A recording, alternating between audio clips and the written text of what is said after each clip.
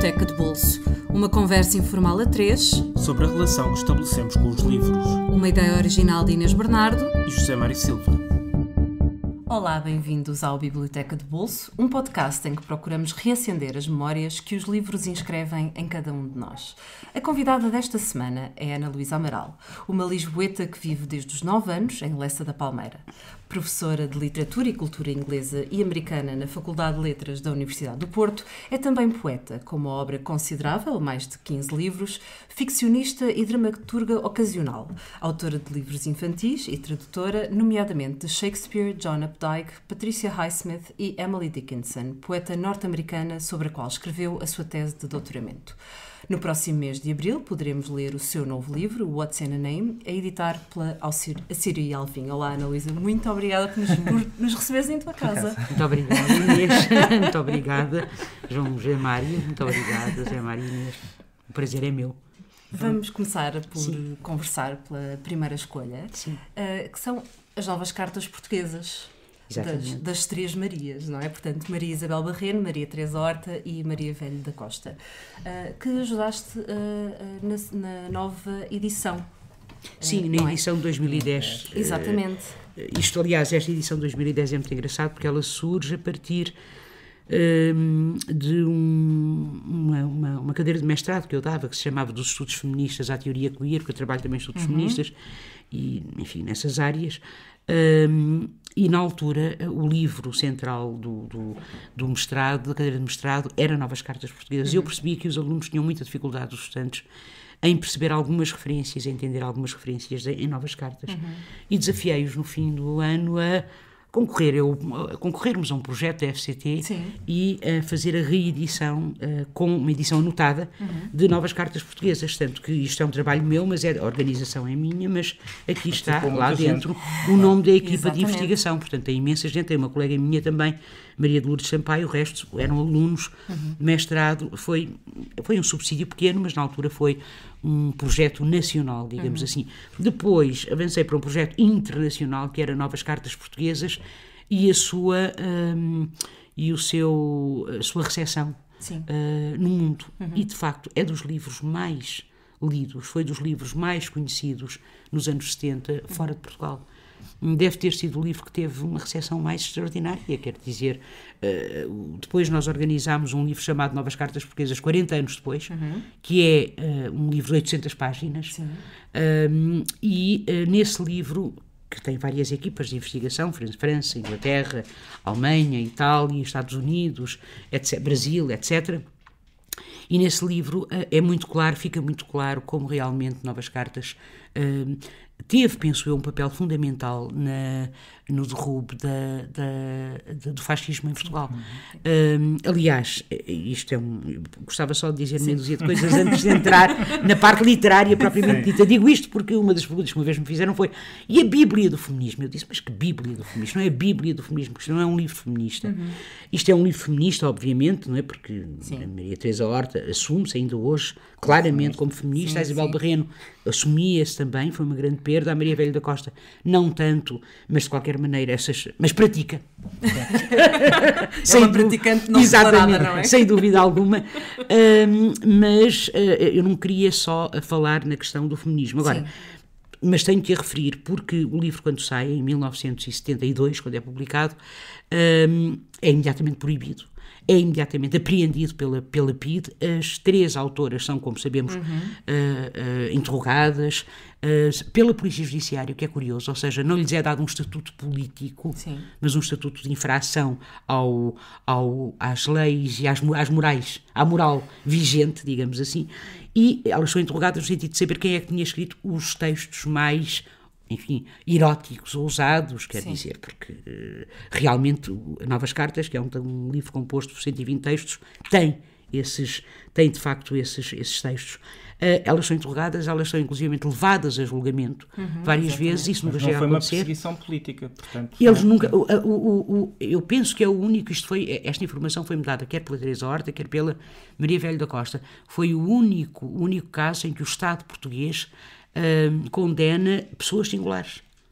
Neste caso as três. Só que o que acontecia de cada vez que havia um novo julgamento, ou um dos advogados adoecia, ou o juiz adoecia, para ninguém queria, porque a determinada altura elas começa a ter tanto impacto, porque a primeira edição começou a falar-se lá fora, no estrangeiro, não é? Porque o livro é contrabandeado, a palavra é mesmo essa, num carro, passa a fronteira para a Espanha, passa depois para a França e chega às mãos de Simone de Beauvoir, e todo o feminismo francês, não é? Junta-se em torno das 3 autoras e do livro.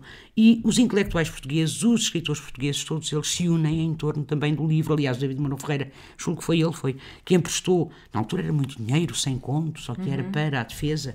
A Maria Velho da Costa não tinha dinheiro, nenhuma delas, aliás, tinha dinheiro para... E há uma grande solidariedade por parte do meio intelectual e literário português em torno do livro. Vem o 25 de Abril e o livro praticamente é esquecido. Cai no esquecimento, e eu acho que o livro é incomodativo, quer para, como foi, não é? Quer para a direita, não é? Quer para o status quo, se quisermos, tal como havia sido para o status quo da ditadura fascista, quer depois para as próprias ideologias autorizadas, digamos assim, de esquerda. Porque na altura, para todos, exatamente, porque a determinada altura diz-se, quer dizer, porque mesmo, por exemplo, nós vimos isso, a expressão que ele tem nos países africanos de língua portuguesa é quase nula, porque o que interessa naquela altura é construir uma nação. Ora, construir uma nação. A ideologia não exatamente, não passa pelas mulheres, pela questão das mulheres. Portanto, como a questão das mulheres realmente está aqui, problemas relativos às mulheres, o desejo, por exemplo, a discriminação, a violência, exatamente, não é? Quer dizer, é um livro poderosíssimo, como tem essa dimensão muito particular. Realmente ele acaba por incomodar também as chamadas ideologias autorizadas da esquerda, não é? E felizmente que pronto, aquela está talvez está por isso sobrevive melhor ao tempo do que outros livros dessa época, que ficaram muito datados. Sim, se calhar continua a ser atual. Continua a ser atual, quer dizer, o livro, como disse, e agora vamos falar um bocadinho do ponto de vista literário, quer dizer, é que nós podemos perguntar, eu não conheço livro nenhum, em lado nenhum do mundo, que tenha 3 autoras ou autores, pronto, quer homens, quer mulheres. Não conheço 3 pessoas que se tenham juntado e que tenham escrito um livro a 6 mãos, como aqui é dito, não é? Sim.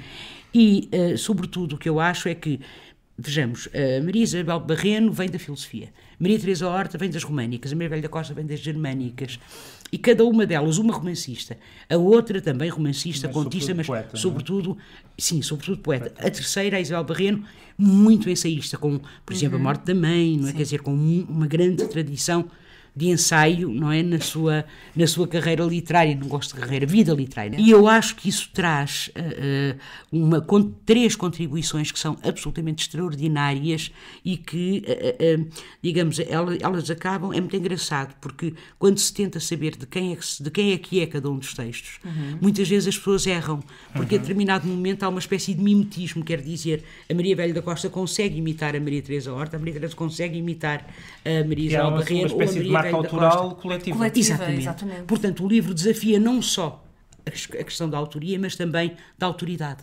E eu acho que é um livro absolutamente fabuloso, um livro fantástico, em que nós encontramos poemas, e podemos perguntar, mas é um livro de poemas? Não. Porque também não são só poemas. É um livro de contos? Também não. Embora tenha contos. É um livro de ensaios. Testemunho? Também não. Exatamente, testemunho também não. É epistolografia? Sim, mas nós encontramos uma carta que diz só assim: minhas irmãs, mas o que pode a literatura?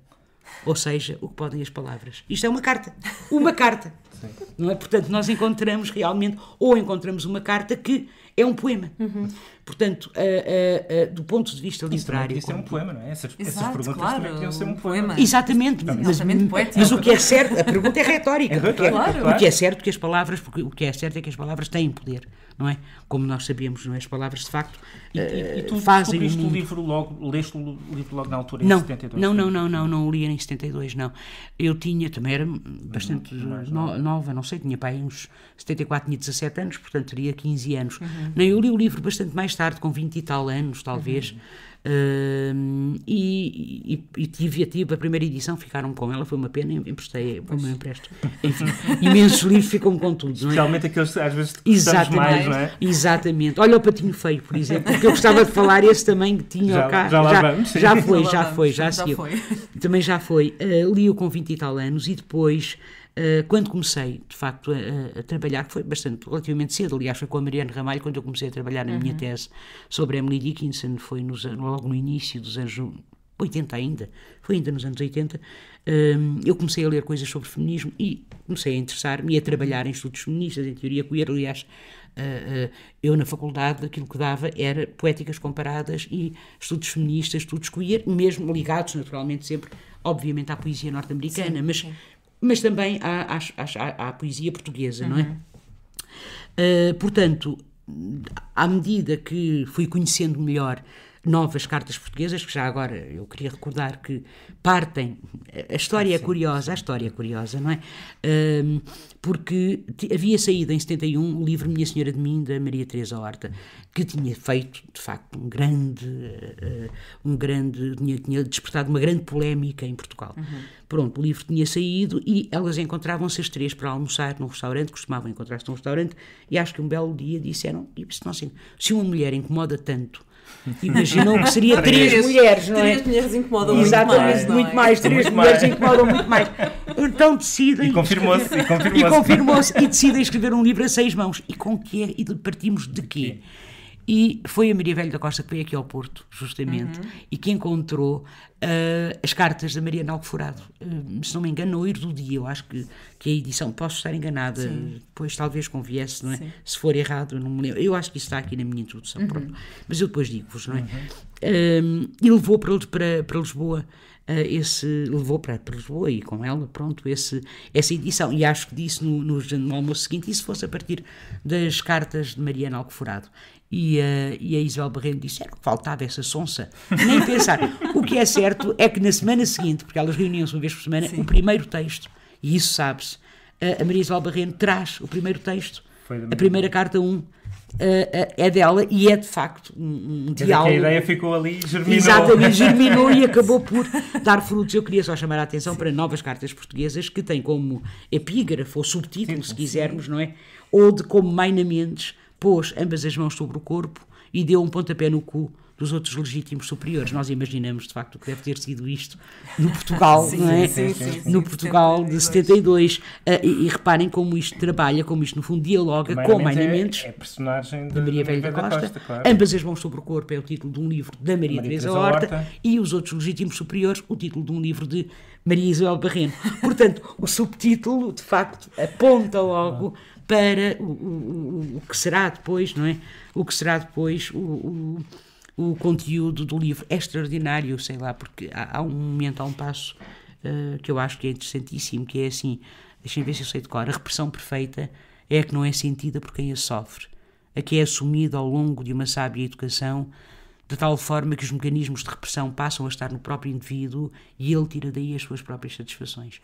É claro que Fanon está aqui também, o pensamento de Fanon, tanto Franz Fanon, também está aqui, mas dizer isto, falar na repressão perfeita é aquela que não é sentida por quem a sofre, é muito à frente do tempo, não é? Muito à frente do tempo. Portanto, o livro não é só um livro feminista, até porque há textos aqui que são, por exemplo, cartas dos jovens soldados. É também um libelo contra a guerra colonial, não é?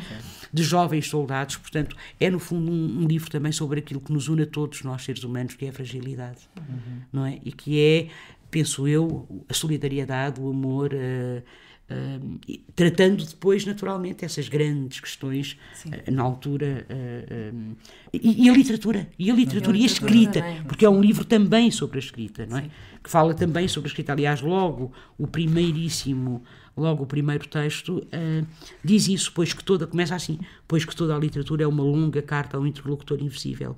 E depois o final acaba só de nostalgias, faremos uma irmandade e um convento, soror Mariana das 5 cartas. Só de vinganças faremos um outubro, um maio e novo mês para cobrir o calendário. E de nós, o que faremos. Por falar em fragilidade, vamos passar para o segundo livro, que sim, pode parecer um salto muito abrupto, quase um salto para trás. Um salto para trás. Porque no tempo. Que é sim, mas o tempo também é algo subjetivo já. Claro, claro. E então agora... nós presumimos que seja um livro da infância. Muito da infância, claro. O Patinho Feio, a história do Hans Christian Andersen. Exatamente. É que o Patinho Feio, juntamente com outro livro, que é o Soldadinho de Chumbo, foram os primeiros livros que eu li quando era... Aliás, não li, a minha mãe é que nos leu quando era pequena, quando era criança. Havia uma papelaria lá perto, que se chamava Papelaria Medina, onde eu vi, aliás, vou falar nisso brevemente, onde eu vi pela primeira vez um desenho da cara do Camões, com o olho tapado, não é? Portanto, depois para baixo dizia, amor é fogo que arde sem se ver, e eu fiquei, mas como é que é possível arder e não se ver? Eu lembro de ter uns 4 anos, talvez, e ficar muito fascinada por aquilo, ainda por cima com o olho tapado, e eu lembro-me... Então, ela não via por causa nenhuma. Pois, exatamente, amor é fogo que arde sem se ver, dizia assim por baixo. Foi uma primeira aproximação à poesia. Foi, exatamente, sim, não é? Exatamente. Até porque eu decorava, a minha mãe dizia muitos poemas, e eu decorava poemas, e desde criança, não é? Eu desde que me lembro, pronto, fazia versos, escrevia, a minha mãe, eu dizia assim, escreve e tal, e então eu escrevi uma coisa que se chamava, o primeiro poema, a minha mãe tem lá para casa, isto não vale a pena pôr, e diz, outonos com outonas, folhas que outrora foram verdes e belas, hoje são amarelas, belas outrora, amarelas agora, pronto. Eu tinha 6 anos, mas então, eu tinha 4 anos quando isto aconteceu, e a minha mãe comprou-me o Patinho Feio e o Soldadinho de Chumbo, e eu chorei desgraçadamente com ambos os livros. Aliás, o Soldadinho de Chumbo, a minha mãe teve que o devolver. Porque eu nem podia... Tal o impacto, não é? Porque eu realmente... Eu nem podia olhar para a capa, começava logo a chorar. O Patinho Feio, porque realmente eu acho que é daqueles livros que nos ficam, não é? A sua mensagem também sobre as diferenças, que é uma questão... E hoje, nestes tempos que correm cada vez mais, não é? Em que parece que tentamos erradicar as diferenças, aparentemente, não é? Erradicar as diferenças e sujeitar-nos a todos e a todas, não é? Esta espécie de bolha comum, esquecendo que normalmente as diferenças são sinónimo de desigualdades, não é? Quer dizer, se as diferenças fossem diferenças dentro da igualdade, o problema é que elas não o são, não é? Porque aí, com certeza, nós somos todos diferentes uns dos outros. Ora, a mensagem do Patinho Feio, eu acho que é uma mensagem muito bonita, não é? Aquele patinho que... E é um lado de justiça poética, não é? Exato. A redenção final, ele transforma-se num cisne que é mais belo do que os outros, não é? Exatamente. Aliás, isto podia até, porque a gente pensa, por exemplo, há um poema de Emily Dickinson que diz, como é que é? Some work for immortality, the bigger part for time. Portanto, alguns trabalham para a imortalidade, a maior parte para o tempo. E se calhar o Patinho Feio trabalhou para a imortalidade. Os outros patos, não é todos, trabalhavam para o tempo, pegando no tempo, naquilo que tu dizias, não é? É uma coisa muito engraçada, porque eu acho que é muito curioso, não é? Porque nunca tinha pensado nisto, lembro-me agora, não é? Por causa porque realmente o que nos fica e quem fica na memória, quem fica na história, digamos assim, infantil, naturalmente, mas mesmo na nossa memória coletiva ocidental, estou a falar do nosso mundo ocidental, é o Patinho Feio, não são os outros patos. Pois não. Sim, não é? Os outros são patos normais. São patos normais, exatamente. Aquele é o pato excepcional. É, como dizia Dickinson de si próprio, o único canguru entre a beleza. Aliás, é muito engraçado essa, desculpem-me saltar. Não faz mal. Não há problema. Não, é que eu agora lembrei. Pois não, é que Dickinson tem uma carta muito interessante que escreve a Thomas Higginson em que diz, eu, o único canguru entre a beleza, senhor.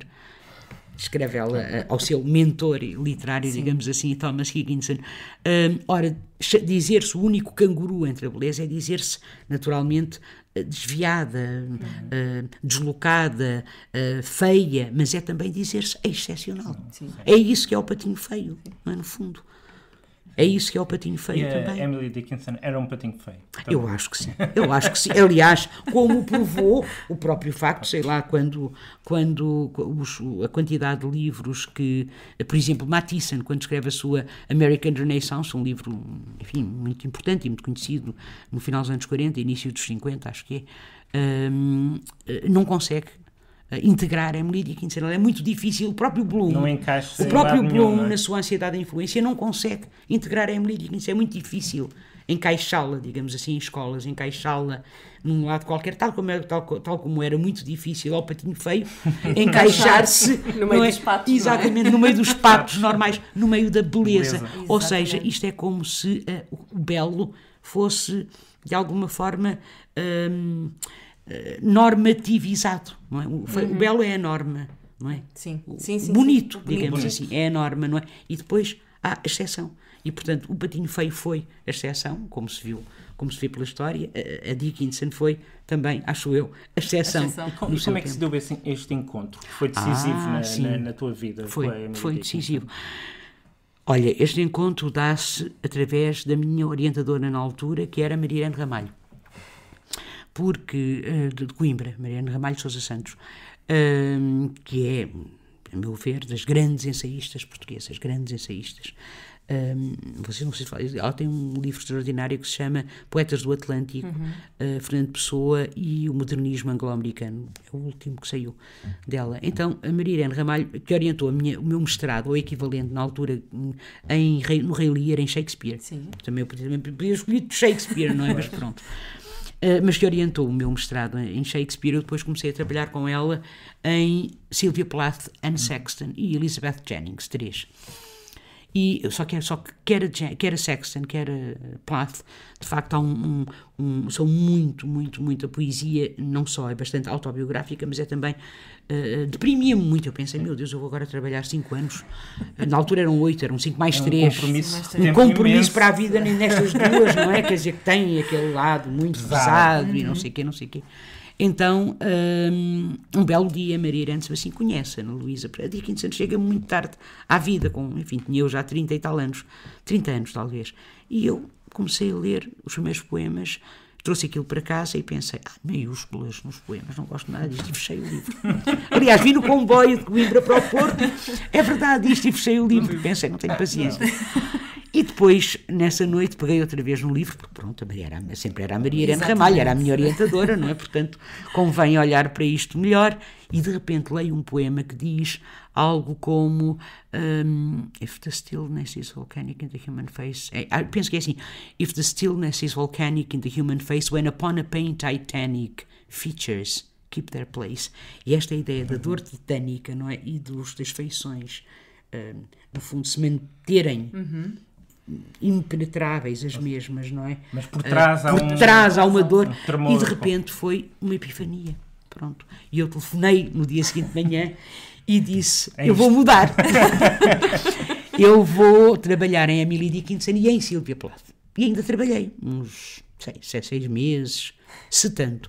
Ao fim daquele tempo, telefonei outra vez e disse, eu não preciso da Sylvia Plath para nada.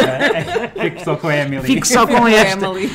Arremato só a Emily. E assim foi, pronto. Portanto, foi assim que Emily Dickinson me entrou. Aliás, há uma frase que digo muito conhecida, não é? Em que ela define a poesia da seguinte maneira: se leio um livro e ele torna o meu corpo tão frio que fogo nenhum o pode aquecer, sei que isso é poesia. E foi assim que ela me entrou. Aliás, foi assim que me entraram os livros todos que me interessam, não é? Quer dizer, e de que eu gosto, não é? Aqueles que causam um impacto. Aqueles que causam um impacto que a gente sente no próprio corpo, não é? Quer dizer, porque o nosso corpo não está, naturalmente, mente e corpo, não é? Quer dizer, nós somos corpo, ao fim e ao cabo, não é? Portanto, aquilo que eu chamei uma quase epifania, uma exaltação, não é? De dentro, uma espécie de visitação. Eu acho que foi isso. E depois escrevi o meu doutoramento sobre Emily Dickinson, e depois traduzi a Emily Dickinson, e Emily Dickinson está sempre... também foi uma aventura, imagino. Foi. Também permitiu uma maior intimidade com as palavras dela? Eu acho que essa intimidade já lá estava, já existia. Ou melhor, então ao contrário, essa intimidade facilitou o trabalho da tradução? Necessariamente, com certeza, isso absolutamente, até porque eu acho que para traduzir um poeta, eu traduzi Shakespeare também, os 31 sonetos do Shakespeare, eu acho que para se traduzir, neste caso poesia, não é? É preciso conhecer o contexto, fundamental, que para já é preciso saber falar muito bem português, no nosso caso. Sim. Conhecer muito bem a língua. Ajuda a ser poeta, a ser poeta também. Pois, também acho que sim. Ter essa Talvez, oficina sim, pronto. Ajuda, com certeza. A noção não é? da música. Com certeza, da musicalidade, prosódia, exatamente, não é? Exatamente, eu também acho. Quer dizer, de facto, eu acho que é fundamental. Eu diria fundamental, realmente, sim. Pronto, é fundamental.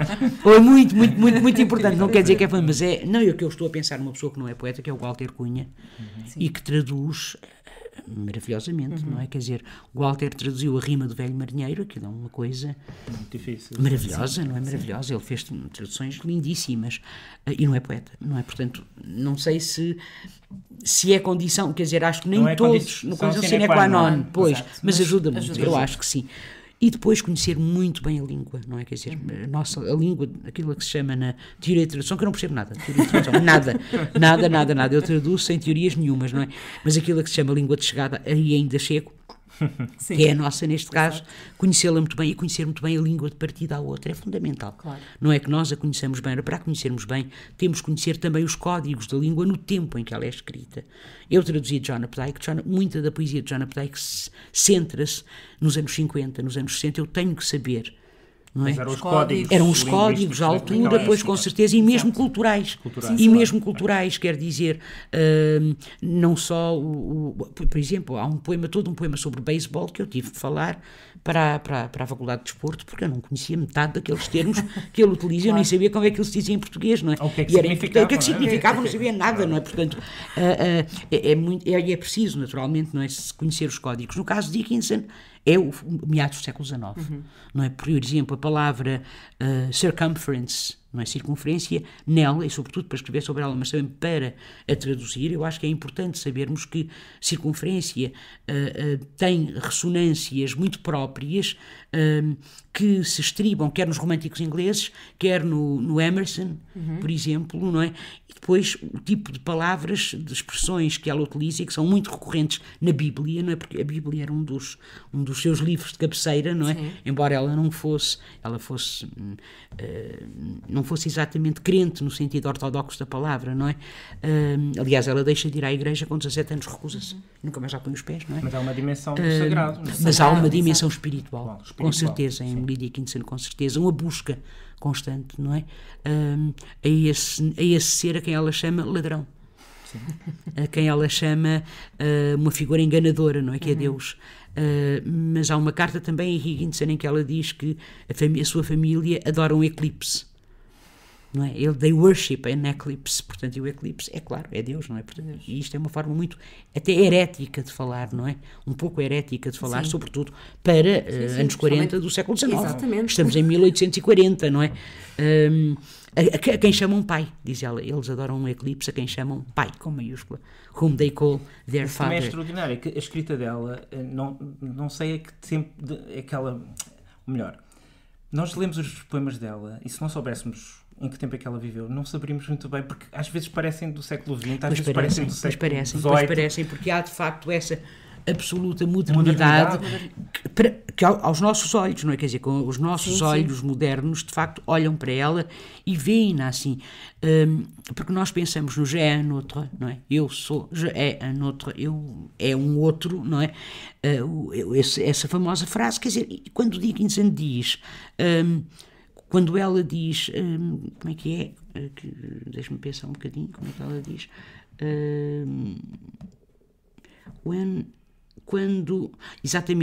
Quando eu falo de mim, não quero dizer eu, mas uma pessoa suposta. Ela não conhece os franceses, ela não conhece os simbolistas franceses. Ela estava lá fechada na sua casa. Com certeza em Amherst. É isso precisamente que fascina tanto, como há bocadinho dizíamos, Mário Cesarini. Quer dizer, mas como é que é possível? Quer dizer, esta mulher. De OVNI, não é? Como se mas eu acho que os grandes são assim, não é? Muito difícil encaixá-los em modas, em tempos. O próprio Rimbaud também foi um. Com certeza. O Rimbaud, o Blake. Um rapaz de 16, 17 anos escreve aquelas coisas. Pois, com certeza. O Blake, por exemplo, William Blake, não é? próprio Shakespeare, quer dizer, Shakespeare tem tudo, mas de facto Emily Dickinson ali escondida, não é, na sua pequena casa, completamente isolada, não é completamente isolada, repare, ela escrevia cartas, ela tem-os ali, não é, portanto são 3, aliás, ela publica-se, eu defendo isso, ela publica-se através das cartas, porque publicar é tornar público. Sim. E ela manda os poemas nas cartas. E o que é curioso é que tem uma noção muito interessante de auditório, não é? De público, digamos assim. Porque ela pega num poema, modifica-o ligeiramente, por exemplo, um poema que envia, vamos imaginar, para dar os parabéns pelo nascimento de uma criança, e depois modifica-o ligeiramente e manda aquele mesmo poema a um amigo para dar os pêsames pela morte de um familiar, não é? E as pessoas, coitadas, tal como bons leitores, pensam que o poema é para mim. E não é, quer dizer. E de facto não é. Portanto, mas há efetivamente essa dimensão de modernidade, como dizias, existe. É claro, em Dickinson, alguém que escreve habita a possibilidade. Só pode ser uma casa mais bela do que a prosa.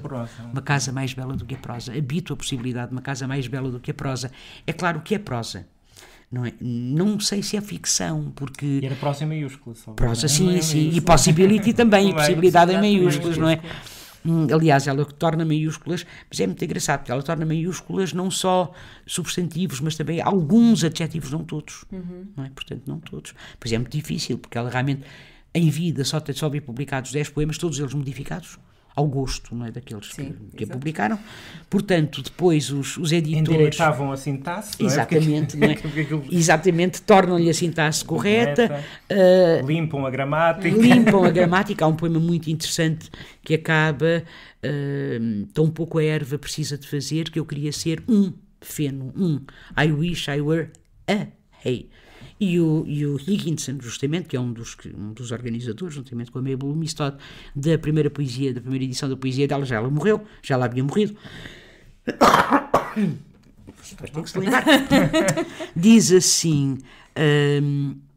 tenho que pôr the hay. Ninguém pode dizer a hay. Já dizer o feno é estranho. Tampouco a erva precisa de fazer que eu queria ser o feno. Eu queria ser o feno. É uma coisa muito estranha, não é? Eu queria ser o feno, mas um feno muito menos, porque é um substantivo coletivo. Exato. Portanto, toca de regularizar, não é? E aliás fizeram isso. Mas a irregularidade é que lhe dá, de facto, a sua singularidade. Pois claro, não é? Portanto, a grande dificuldade na tradução, talvez não tenha sido grande dificuldade, não sei. Olha, custou-me mais, talvez, a traduzir John Updike do que Emily Dickinson. É curioso. Ou mesmo Shakespeare. Portanto, a dificuldade foi... Eu acho que a dificuldade com Dickinson não foi tanto a questão da sintaxe. Foi, por exemplo, tentar o mais possível encontrar não rimas perfeitas, porque eu não queria rimas perfeitas, mas uma musicalidade regular, isso sim, achei absolutamente necessário, e depois rimas internas, quer dizer, assonâncias, por exemplo, e quer dizer, esse estranhamento que eu acho que faz sempre, que é o que faz a grande poesia, não é? Quer dizer, se há alguma definição para mim, não é? De grande arte, é de facto essa sensação que nos dá de estranhamento, quer dizer, de novo, de novidade, não é? Eu nunca vi isto, eu não conheço isto é extraordinário, e isto toca-me também, move-me, digamos. Eu acho que é um movimento de locomoção, no sentido de faz-nos mover, não é? Faz-nos fazer alguma coisa. Eu acho que a arte tem este poder, até de nos fazer agir. E tantos anos depois daquela e de nos mover no sentido de comoção. Tantos anos depois daquela primeira epifania, ainda te espanta. Completamente, totalmente. Estamos a falar agora disto e eu estou um bocadinho arrepiada. É verdade, ainda me espanta, José Mário. E com este arrepio vamos chegar ao fim. Recordar que Novas Cartas Portuguesas de Maria Isabel Barreno, Maria Teresa Horta e Maria Velho da Costa, com edição e organização da Ana Luísa Amaral, está infelizmente esgotado na sua versão em livro, mas poderão encontrar em alfarrabistas ou em formato e-book por 9€. O Patinho Feio, de Hans Christian Andersen. Hans Christian Andersen tem uma nova coletânea de contos, platemas e debates por 24,40€, portanto poderão encontrá-la em todas as livrarias.